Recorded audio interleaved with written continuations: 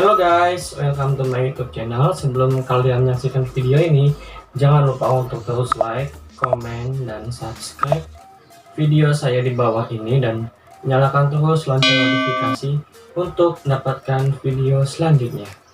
Ya, di video kali ini saya akan membahas tentang sistem peredaran darah manusia. Yuk kita simak videonya. Hai semuanya.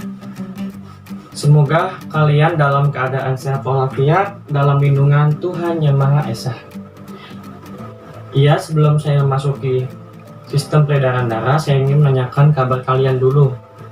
Gimana kabar kalian? Semuanya sehat? Oke, alhamdulillah, puji Tuhan sehat. Semuanya dalam keadaan sehat walafiat. Nah, saya mengimbau kepada kalian semua untuk tetap di rumah aja, stay home. Belajar di rumah dan melakukan kegiatan di rumah dan sebisa mungkin menggunakan masker pada saat berpergian. Ya, oke, sebelum memasuki sistem peredaran darah, alangkah baiknya kita berdoa. Doa dimulai. Doa selesai. Nah, sebelum kalian memasuki sistem peredaran darah, di sini saya akan menjelaskan apa sih yang kalian pelajari tentang sistem peredaran darah manusia. Di sini kalian dapat menjelaskan komponen darah, plasma, dan sel-sel darah. Dapat menjelaskan fungsi-fungsi darah. Yang ketiga, menggambarkan macam-macam sel darah. Yang keempat, menentukan golongan darah anggota kelompok. Yang kelima, menjelaskan prinsip dasar penggolongan darah. Yang keenam, menjelaskan dasar-dasar transfusi darah. Berikutnya, menjelaskan berbagai alat-alat yang berkaitan dengan peredaran darah. Dan menjelaskan mekanisme peredaran darah pulmonari dan sistemik, serta mengenal berbagai kaitan penyakit pada sistem peredaran darah atau kelainan pada sistem peredaran darah. Dan yang terakhir, menjelaskan upaya menghindari atau rehabilitasi kelainan atau penyakit pada sistem peredaran darah. Sistem peredaran darah manusia. Sistem peredaran darah manusia melibatkan tentang komponen darah, alat peredaran darah, serta kelainan yang terjadi pada sistem peredaran darah. Darah, ya, ada 3 fungsi utama: transportasi, pertahanan terhadap serangan penyakit sebagai antibodi, dan yang terakhir mengatur suhu tubuh. Sistem transport pada manusia itu ada dua nih. Ada sistem peredaran darah dan sistem limfa atau getah bening. Nah, seperti ini gambarnya. Nanti saya deskripsikan gambarnya. Komponen darah terdiri dari plasma darah, sel darah. Plasma darah merupakan bagian cairan terdiri dari air, protein plasma, dan senyawa organik. Nah, nanti komponen darah akan saya gambarkan, akan saya deskripsikan gambarnya di sini.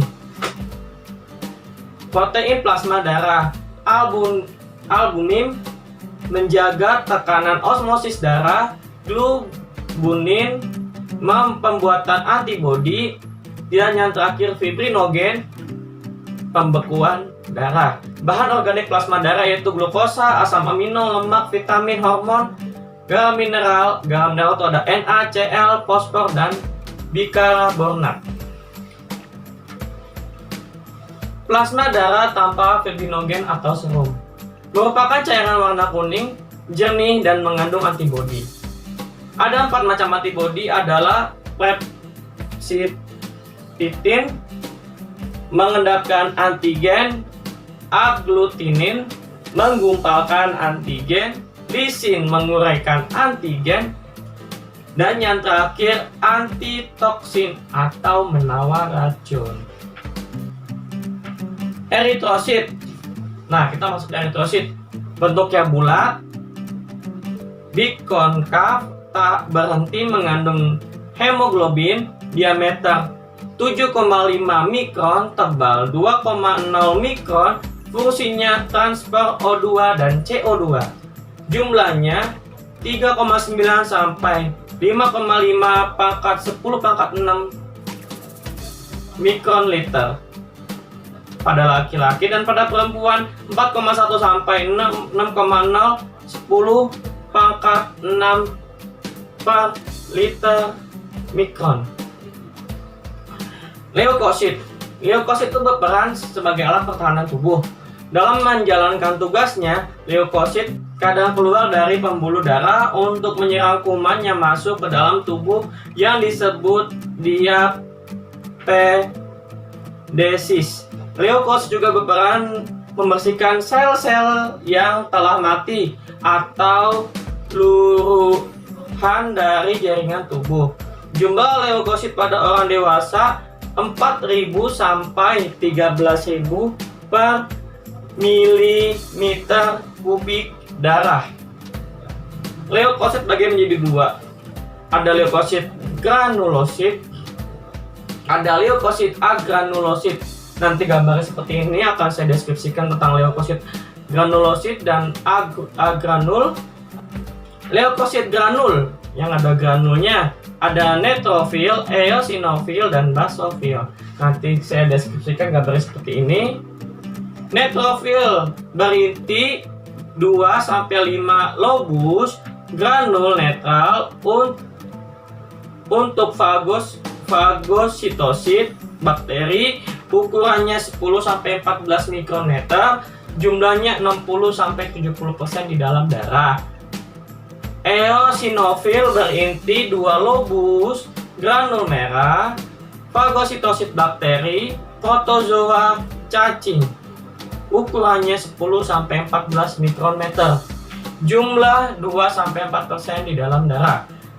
Ada basofil berinti berlobus granul biru, menghasilkan histamin dan heparin, jumlah ukurannya 10-12 mikrometer, jumlahnya kurang lebih 1% di dalam darah. Leukosit agranulosit, gambarnya seperti ini. Ada limfosit dan monosit. Limfosit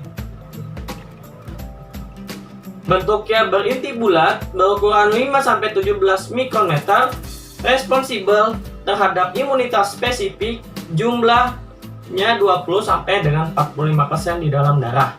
Monosit, inti berbentuk seperti ginjal atau kacang, ukurannya 10-24 mikrometer, dapat bersifat sebagai makrofag, jumlahnya hanya 4-8% di dalam darah. Ada trombosit, bagian darah yang ukurannya paling kecil, bentuknya bulat atau oval, jumlahnya 200.000 sampai 500.000 sel per milimeter kubik darah, dibentuk pada sumsum tulang belakang khusus yang disebut megakirosit, umumnya berumur 5-9 hari, berperan dalam proses pembekuan darah. Proses pembekuan darah, ada jaringan rusak, luka, mengeluarkan enzim, menghasilkan tropoplastin, protobin, menghasilkan tropoplastin menjadi ion Ca2+, dan vitamin K, terus menghasilkan trobin. Dari trobin perubahan menjadi ion Ca2+ dan vitamin K menjadi trobin. Nanti saya akan menjelaskan gambar seperti ini. Nah, trobin akan berubah menjadi fibrinogen dan fibrin. Nanti saya akan jelaskan gambarnya seperti ini nanti skemanya. Golongan darah sistem ABO. Menurut Karl Landsteiner pada tahun 1930, darah pada manusia dibagi menjadi 4 kelompok berdasarkan keberadaan agglutinogen dan agglutinin. Agglutinogen pada eritrosit disebut antigen, sifat dapat menggumpalkan. Agglutinin pada plasma darah yang disebut dengan antibodi, sifat mengumpalkan antigen. Golongan darah. Nanti saya akan kasih labelnya di sini. Eritrosit yang mengandung dua antigen, yaitu antigen A dan antigen B. Antigen A itu antigen alfa dan antigen B yaitu antigen beta. Antigen alfa enzim glikosil transfase. Antigen B enzim galaktosa antibodi dalam plasma akan bereaksi spesifik terhadap kedua antigen. Ini yang dapat menyebabkan aglutinasi atau penggumpalan eritrosit. Yang disebut aglutinin, terdapat dua macam aglutinin, yaitu aglutinin anti A dan aglutinin anti B. Nanti tabelnya saya akan jelaskan seperti ini. Nah, sistem ABO nanti saya akan kasih tabelnya di sini. Sistem golongan darah ABO. Golongan darah A, aglutinogen A, aglutinin beta, keterangannya menerima dari A dan O, memberi makanan ke A dan ke AB. Golongan darah B, aglutinogen B, aglutininnya alfa, menerima dari B dan O, memberi ke B dan AB. Golongan darah AB, aglutinogennya A dan B, aglutininnya tidak ada, keterangannya menerima dari A, B, AB, dan O. Jadi dia tidak mempunyai aglutinogen. Golongan darah O, aglutinogennya tidak ada, aglutininnya alfa dan beta, jadi hanya memberi ke A, B, AB, dan O. Nanti tabelnya saya akan deskripsikan di sini. Sistem Rhesus atau yang lebih kita kenal dengan RH. Menurut Carl Landsteiner dan Wiener pada tahun 1940, penggolongan darah sistem Rhesus berdasarkan ada atau tidaknya aglutinogen antigen RHD pada permukaan sel darah merah. Jenis golongan darah unsur membran darah eritrosit nanti dijelaskan di tabel seperti ini. Contohnya jenis golongan darah RH plus resus positif, RHD, RH min resus negatif, aglutinogennya tidak ada. Transfusi darah merupakan proses pemberian darah dari seorang donor kepada seorang penerima atau resipien. Golongan darah AB merupakan resipien universal, sedangkan golongan darah O merupakan donor universal. Transfusi darah yang terbaik adalah transfusi dari golongan darah yang sejenis. Nah, ini nanti transfusi darah saya akan jelaskan di sini, ada bagannya. Contoh transfusi darah nanti seperti ini saya akan jelaskan. Organ peredaran darah, jantung dan pembuluh darah nanti saya akan jelaskan. Jantung itu ini, pembuluh darah itu ini, nanti saya akan jelaskan gambarnya. Nanti saya akan jelaskan tampak depan jantung dan tampak belakang jantung, nanti saya akan berikan gambarnya. Jantung terletak di pusat rongga dada, terdiri dari 3 lapisan: endokardium, selaput pembatas ruang jantung; mikrokardium, otot jantung yang terdiri dari berkas-berkas jantung; dan yang ketiga, perikardium, selaput pembungkus jantung. Merupakan organ yang berfungsi sebagai alat pompa darah yang terdiri dari 2 pompa yang terpisah, yaitu jantung kanan yang memompa menuju paru-paru dan jantung kiri yang memompa darah menuju arteri, vena, dan kapiler. Nanti saya akan jelaskan anatomi jantung, nanti gambarnya seperti ini. Jantung terbagi menjadi sisi kanan dan sisi kiri. Di dalamnya terbagi jadi 2 serambi atrium, menjadi atrium dan vertikal atau serambi dan 2 serambi dan 2 bilik. Atrium tempat masuknya darah dari vena, ventrikel memompa darah keluar jantung. Nanti saya akan jelaskan bagian-bagian jantung seperti ini. Katup jantung, katup trikuspid, atrium kanan dengan ventrikel kanan, katup bikuspid, katup mitral, atrium kiri dengan vertikal kiri, katup semilunar aorta vertikal kiri dengan aorta, katup semilunar pulmonari vertikal kanan dengan arteri pulmonalis. Sistem pengatur jantung ada nodus sinusotrachealis, nodus SA, nodus atrioventrikel atau nodus AV, berkas Hitz, berkas atrioventrikel, dan yang terakhir serat Purkinje. Nah, di sini nanti saya akan berikan gambarnya. Pembuluh darah. Pembuluh darah berdasarkan fungsi dibagi menjadi 3 macam: arteri, vena, kapiler.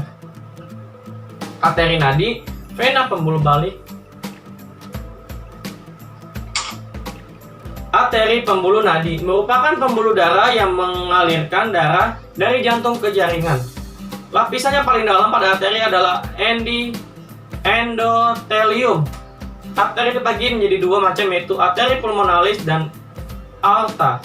Arteri pulmonalis fungsinya untuk membawa darah yang kaya oksigen dari jantung menuju paru-paru. Aorta berfungsi membawa darah dari jantung ke seluruh tubuh. Jadi bedanya kalau pulmonalis menuju paru-paru, kalau aorta menuju ke seluruh tubuh. Arteri bercabang-cabang yang membentuk pembuluh dan diameternya lebih kecil disebut arterida. Arteriola bercabang-cabang hingga membentuk saluran halus yang berhubungan langsung dengan jaringan yang disebut kapiler. Vena, pembuluh balik, pembuluh darah yang aliran darahnya mengalir kembali menuju jantung. Fungsi vena membawa darah menuju jantung. Vena terbagi menjadi 3 macam, yaitu vena cava superior, vena cava inferior, vena pulmonalis. Berdasarkan aliran darahnya, pembuluh darah ada 2 macam. Pembuluh darah yang meninggalkan jantung terdiri atas arteri, arteriola, kapiler. Pembuluh darah yang masuk ke jantung terdiri atas vena, venula. Bisa seperti ini ya, nanti saya gambarnya arteri dan vena. Nah, nanti ada gambarnya, bagiannya seperti ini. Ada bedanya nih, arteri dan vena. Pembedanya ada dinding, aliran darah, tekanan, darah di dalamnya, letak, dan klep. Nah, kalau arteri dindingnya tebal dan elastis. Kalau vena tipis dan kurang elastis. Arah aliran meninggalkan jantung. Kalau vena menuju jantung. Tekanannya kuat. Kalau terpotong darah memancar. Kalau vena lemah. Kalau terpotong darah netes. Darah di dalamnya banyak mengandung oksigen kecuali nadi dan paru-paru. Kalau vena banyak mengandung CO2 kecuali pada paru-paru letak. Kalau arteri lebih ke dalam. Kalau vena dekat permukaan tubuh nih, vena nih dekat permukaan tubuh. Klep hanya satu pada pangkal. Kalau vena banyak terdapat di sepanjang vena. Nah, nanti saya akan jelaskan tabelnya seperti ini. Sistem peredaran darah ada 2. Pulmonari, peredaran darah kecil, dan sistemik, peredaran darah besar. Sistem peredaran darah pulmonari atau sistem peredaran darah kecil, ventrikel kanan, arteri pulmonalis, vena pulmonalis, dan atrium kiri. Nah, ini nanti bagiannya seperti ini. Sistem peredaran darah sistemik atau sistem peredaran darah besar.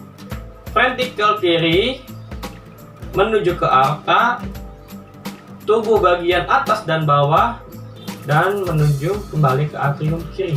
Nanti saya akan jelaskan nih gambarnya seperti ini, nanti saya akan jelaskan. Sistem peredaran darah pulmonalis nanti seperti ini gambarnya. Sistem peredaran darah sistemik nanti saya akan jelaskan lebih detail gambarnya seperti ini. Tekanan darah merupakan daya dorong darah ke semua arah pada seluruh permukaan yang tertutup, yaitu pada dinding bagian dalam jantung dan pembuluh darah. Tekanan sistol, angka yang menunjukkan tekanan darah ketika jantung berkontraksi memompa darah ke seluruh tubuh. Sistol, diastol, angka yang menunjukkan tekanan darah ketika jantung relaksasi. Sistol, diastol, atau tekanan darah balik dari arteri ke nadi dari nadi arteri dan nadi ke jantung. Tekanan darah normal seorang 120 mg hemoglobin sistol dan 80 mg hemoglobin diastol. Kelainan dan penyakit pada sistem peredaran darah: hemofili, talasemia, anemia, leukemia, arteriosklerosis, eritroblastosis fetalis, jantung koroner, sklerosis, hipertensi dan hipotensi. Teknologinya ada ekokardiograf atau lebih terkenal dengan ECG, echokardiografi. Teknik mengetahui atau mendiagnosis adanya gumpalan darah menggunakan gelombang ultrasonik, operasi bypass, transplantasi jantung, pacemaker, dan angioplasti. Terima kasih. Ya, sebelum saya mengakhiri pembelajaran pada hari ini, saya ingin menghimbau kepada kalian untuk tetap di rumah aja, tetap jaga kesehatan, dan apabila kalian keluar tetap selalu menggunakan masker dan jaga jarak minimal 1-2 meter. Dan kalau kalian keluar harus membawa hand sanitizer atau kalian harus membawa tisu basah, dan kalau keluar dan pulang lagi kalian harus mandi untuk membersihkan badan kita dari virus atau bakteri yang menempel. Terima kasih, tetap di rumah dan selalu jaga kesehatan, dan sampai jumpa. Assalamualaikum warahmatullahi wabarakatuh. Shalom, salam sejahtera untuk kita semua. Om Swastiastu, Namo Buddhaya, salam kebajikan. Terima kasih.